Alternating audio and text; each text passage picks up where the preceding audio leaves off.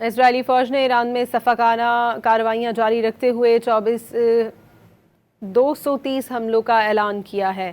اسرائیلی فوج کے ایک بیان کے مطابق 24 گھنٹوں کے دوران ایران پر 230 حملے کیے گئے۔ ایرانی فضائی دفاعی نظام اور بیلسٹک میزائل لانچر کو نشانہ بنایا، ہتھیاروں کے پیداواری مراکز اور دیگر فوجی اہداف پر بھی حملے کیے گئے۔ اسرائیلی فوج نے ایران میں صفاقانہ کارروائیاں جاری رکھتے ہوئے 230 حملوں کا اعلان کیا ہے۔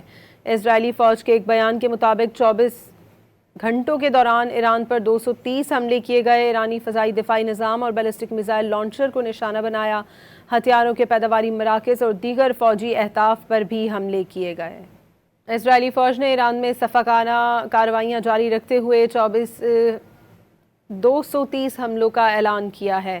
اسرائیلی فوج کے ایک بیان کے مطابق 24 گھنٹوں کے دوران ایران پر 230 حملے کیے گئے۔ ایرانی فضائی دفاعی نظام اور بیلسٹک میزائل لانچر کو نشانہ بنایا، ہتھیاروں کے پیداواری مراکز اور دیگر فوجی اہداف پر بھی حملے کیے گئے۔